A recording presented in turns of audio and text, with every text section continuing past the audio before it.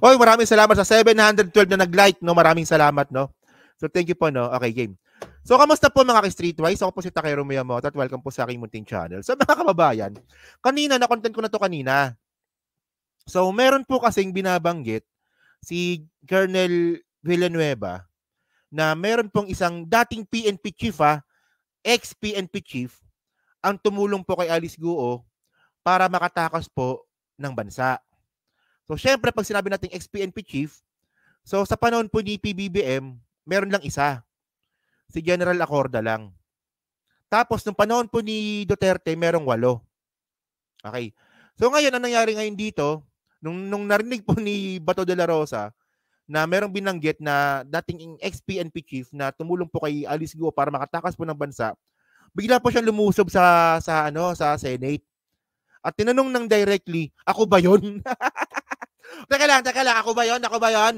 Ako ba yung pinaparinggan ninyo? Guilty ako. So ito na. Yun nyo ta. Sabi niya dito, okay. PAGCOR executive shared that there was intel.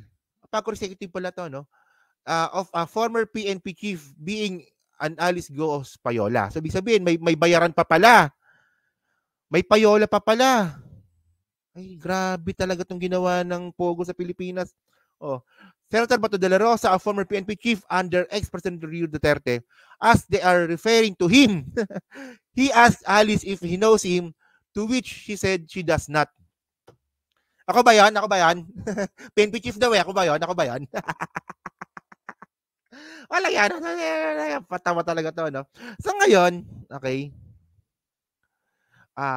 Si Ping Lacson baka alam, no? Baka alam ni Ping Lacson to. So, sa hindi po nakapanood kanina ng hearing, ito yung drama kanina. Official. Alam ko napanood nyo na to kanina eh. Pero sa hindi lang po nakapanood kanina ng live stream natin, ito yung pagsiwalat nga po ni Colonel Villanueva na merong sangkot po na PNP chief, ex-PNP chief sa pagtakas nga po ni Alice Guo. Sige ito. Detail na yon na 200M to a high BI official. Meron pa bang ibang mga di umanong sinuhulan? Meron pa bang additional amounts na pinag-uusapan? May pinag-uusapan na yung sa border immigration. Hindi ko lang alam, ma'am, yung exact amount, including PNP officials. Pero hindi ko pa rin ma-confirm yun, ma'am. Kasi I'm outside of the loop lately, ma'am, because we're busy right now helping the law enforcement agencies running after the illegal pogos in the countryside or in the provinces. Alin pong PNP units ang binabanggit sa usap-usapan? Hindi PNP unit, ma'am, but personalities. PNP personalities. Sino-sino po?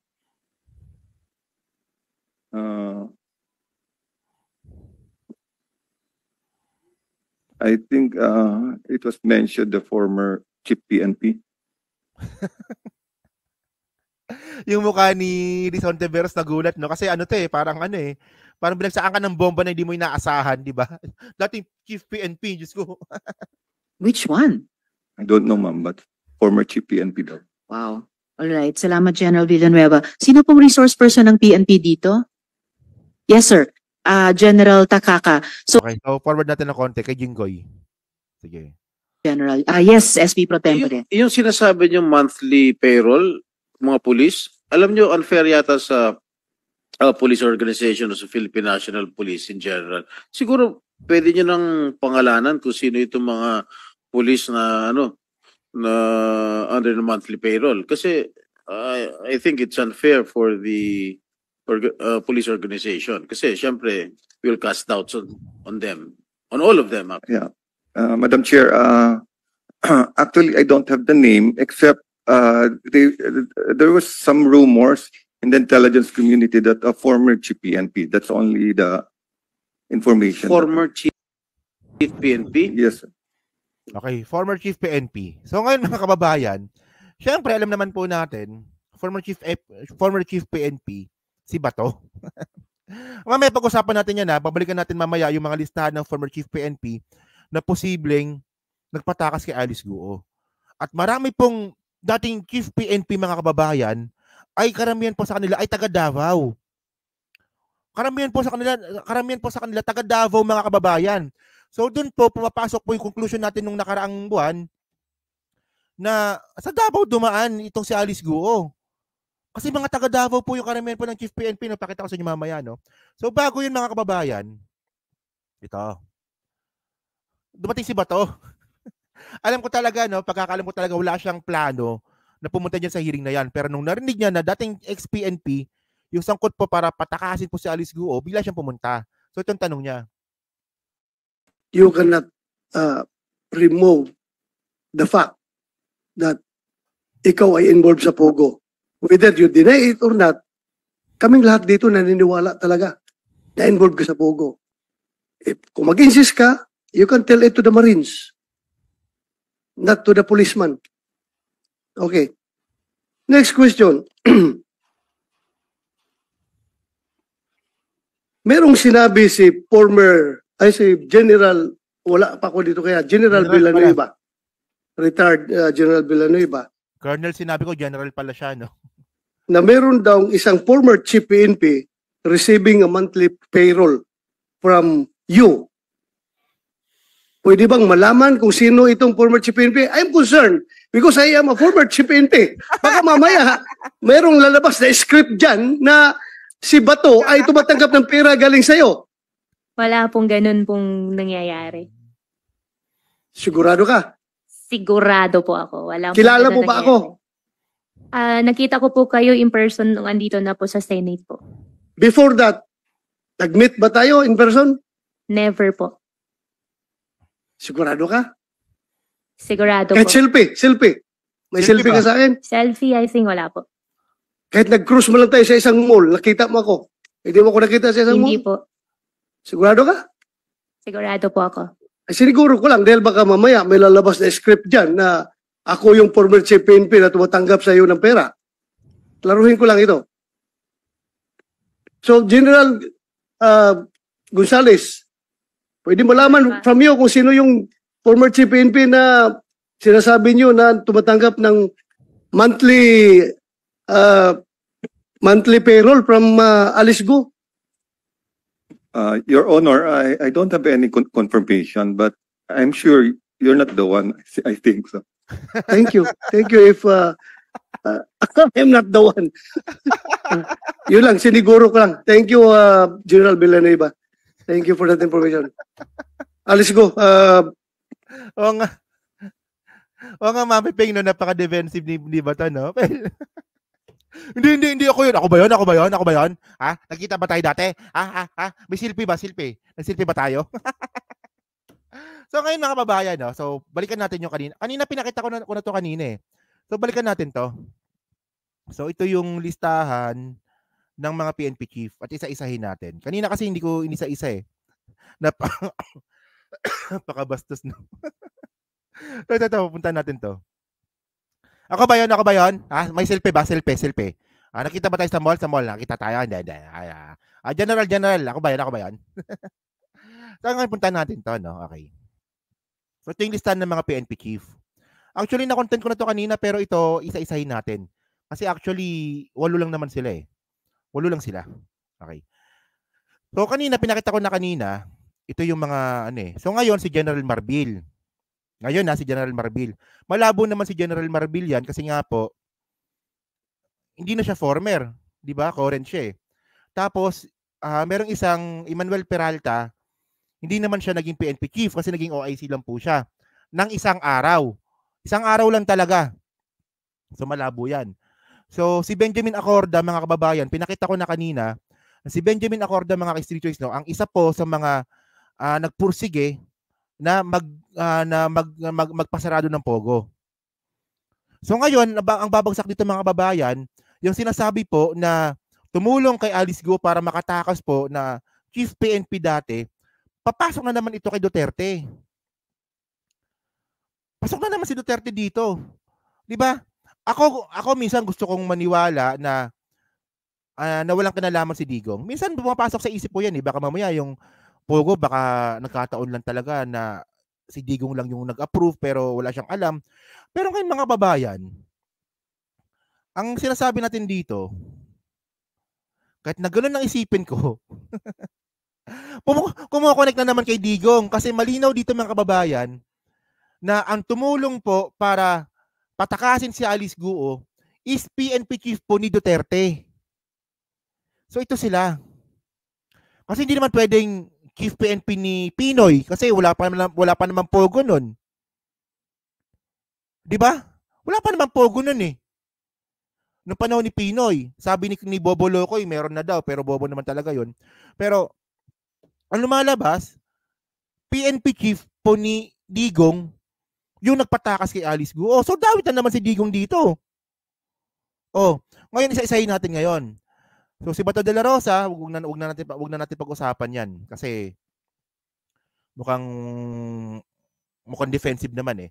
So punta muna natin itong si Oscar Albayalde. Okay? Si Oscar Albayalde, taga saan ba 'to? Tingnan natin Google. Oscar Albayalde. Iba yung kinakasangkutan ni Albayalde. Ang kinakasangkutan ni Albayalde is drug war. Ay sa tingin ko kasi nung si Albayalde po naging chief PNP, naka-focus pa rin po siya sa drug war. Kasi kasama siya sa ICC, di ba? So skip na natin 'yan. So puntahan natin si Archie Gamboa. Puntahan natin 'to. Archie Gamboa Pogo. Copy. So taga saan ba 'to? Okay, Archie Gamboa taga National Police o Davao Region. Ayan Gamboa was born and raised in Bukidnon, graduated in Philippine National Academy. Diba? He served in the Philippines Scout Ranger Northern Mindanao before joining the police in 1997 as spokesperson of Davao Region. So Davao pa rin. So si Bato taga Davao, si Albayalde naka-focus naman siya sa drug war. Tapos sinabi naman kanina ni General Villanueva na mukhang hindi naman daw si Bato yung tumulong kay Alice Guo. So ngayon, ang isa po sa mga generals po ni PNP chief po ni Duterte, taga Davao din. Taga Davao nakalagay dito So, ang point dito mga kababayan, talagang taga Davao na naman. Tapos punta natin to si Kaskulan. So naging PNP chief siya ng 1 linggo.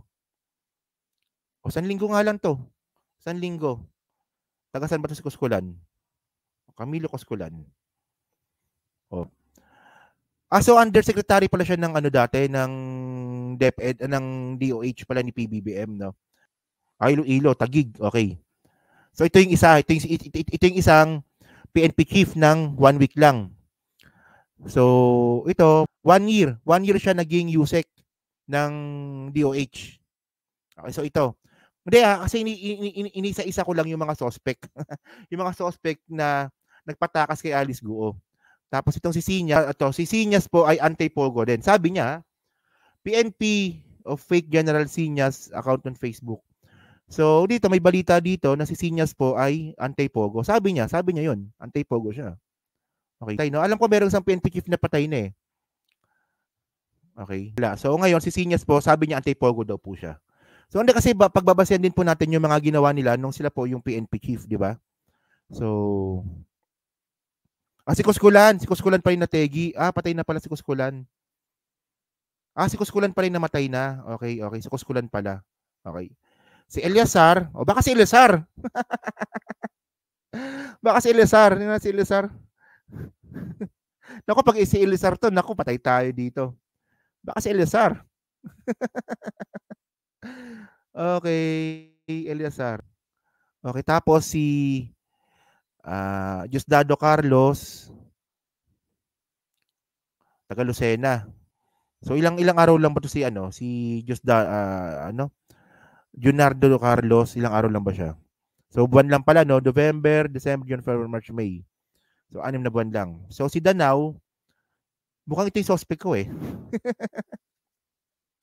Mukhang ito Ewan ko lang kanina ko pa sinisilip to Mukhang ito yung suspect ko si Danao Hindi kasi si Kuskulan pala yung patay na. Sorry, kamali ako. Si Kuskulan pala yung patay na. Okay. So, ngayon mga kababayan, i-check mo si Elizar. Ayan. So, posibleng ito. Kasi ito, taga Davao. Tsaka ito yung bago-bago. Di ba ito yung bago-bagong ni Digong, si Romeo Danao to, di ba? Tingnan ko nga. Vicente Vic Danao, no? Vicente Danao pala. So, ito, taga Davao din to eh.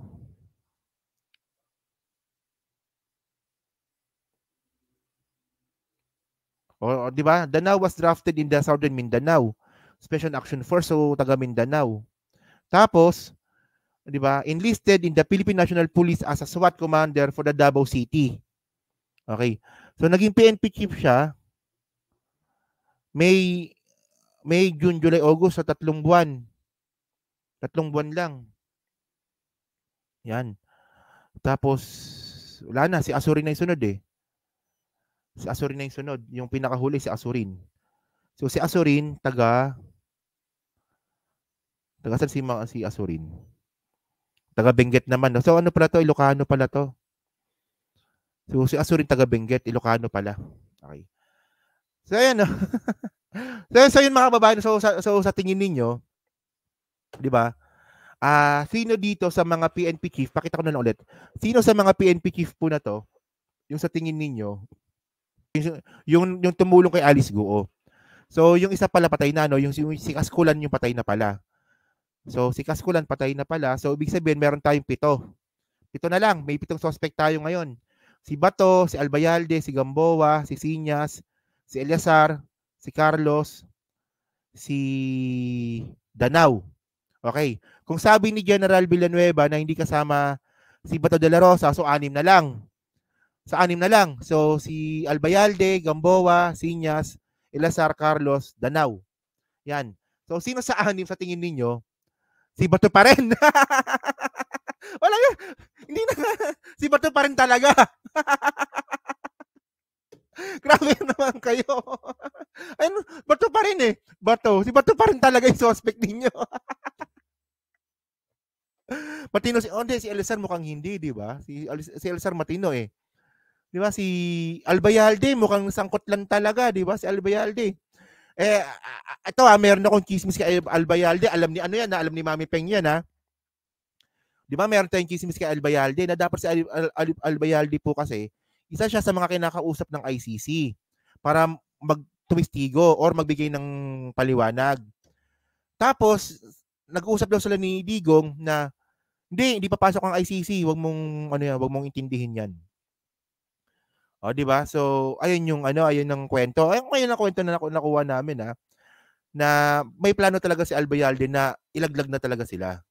Yun nga lang, nauto pa rin siya ni Digong. Oo. Pero tawa pa rin ako, si Bato pa rin suspect. So, yan na. So, Bato yan. Wala ako, Bato talaga, no? Walang yan, di ba? Oh, actually, kasi yung pagiging defensive niya, no, medyo kasi pwede naman palagpasin niya. Kasi kung hindi naman talaga siya, kasi ang point dito, no, kahit nasabihin na kahit sabihin ni General or Colonel Villanueva na meron dating PNP chief na tumulong kay Alice Guo. Kung wala naman siyang kinalaman dito, much better na tahimik lang siya. Kasi lalabas naman talagang totoo eh. Di ba kung wala siyang kinalaman? Unang pumiyok si Bato kasi. Okay, gets ko na. Okay. Si Albayalde mahilig sa illegal. Si Bato sure. Di ba? Bato pa rin talaga, no? So yun mga kababayan. So maraming salamat sa inyo, no? Ayan. So kayo po sa 700 po nanonood ngayon. Ano po masabi nyo nga po dito? Sa suspect po natin kung sino po nagpatakas kay Alice Guo. At ano rin po masabi nyo nga dito sa pagiging defensive nga po ni Bato. Okay. So yan. Nasa comment lang po sa baba. Binabasa ko pong lahat yan. At syempre, di ba, sa hindi pa po nakakapag-like, pa-subscribe, then pa-share na rin po kung hindi po ito kalabisan. So, thank you mga kababayan. Kita na lang ulit tayo sa Team Replays tsaka sa mga uploads po natin. Mukhang mapapadami po yung uploads natin. At tsaka sa susunod po na live stream. No? Hindi ko alam kung kailan. Kasi bukas mukhang malabo bukas eh. Alatado si Bato talaga. Si Bato talaga, no? So, thank you po.